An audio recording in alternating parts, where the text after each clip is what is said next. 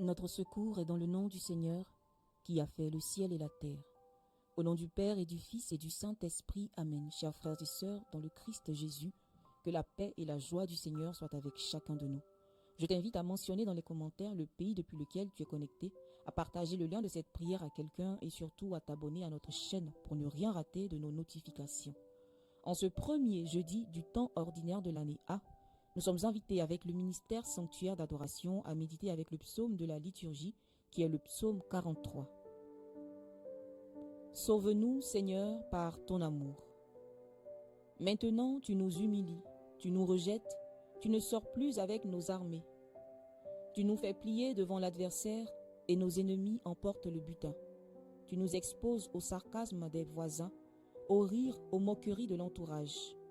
Tu fais de nous la fable des nations. Les étrangers haussent les épaules. Réveille-toi. Pourquoi dors-tu, Seigneur? Lève-toi, ne nous rejette pas pour toujours. Pourquoi détourner ta face, oublier notre malheur, notre misère? Sauve-nous, Seigneur, par ton amour.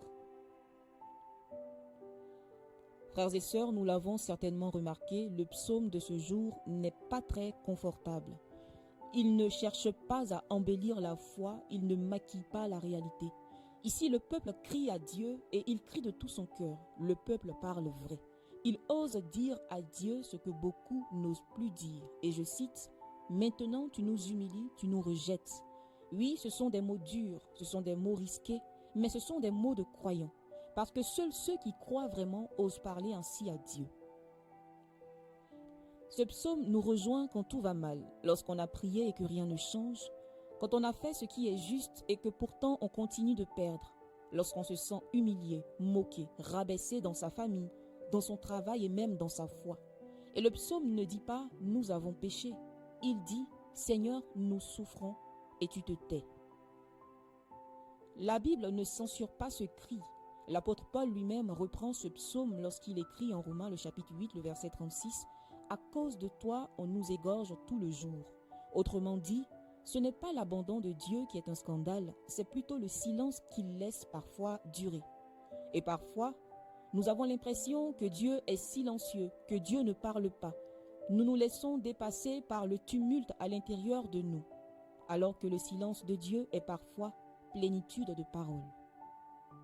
Et alors le peuple ose cette prière choquante. « Réveille-toi, pourquoi dors-tu, Seigneur ?» Mon frère, ma sœur, je voudrais que tu saches que Dieu ne dort pas. Mais nous, parfois, nous en avons l'impression. Et cela, Dieu l'accepte. Parce que la vraie prière n'est pas polie, elle n'est pas toute faite, elle est vraie, elle est authentique. Le catéchisme de l'Église catholique nous le rappelle au numéro 2730. La prière est un combat. Un combat contre le découragement. Un combat contre l'idée que Dieu nous aurait oubliés. Un combat pour continuer à lui parler, même quand on n'en a plus envie. Remarquez bien, le psaume ne se termine pas par une solution, mais par une supplication. Et je cite, « Sauve-nous, Seigneur, par ton amour. » Pas par notre force, pas par nos stratégies, pas par notre justice, mais par ton amour. C'est exactement ce que Jésus nous demandera dans l'Évangile selon saint Luc, lorsqu'il nous donne la parabole du juge inique et de la veuve importune, Luc chapitre 18.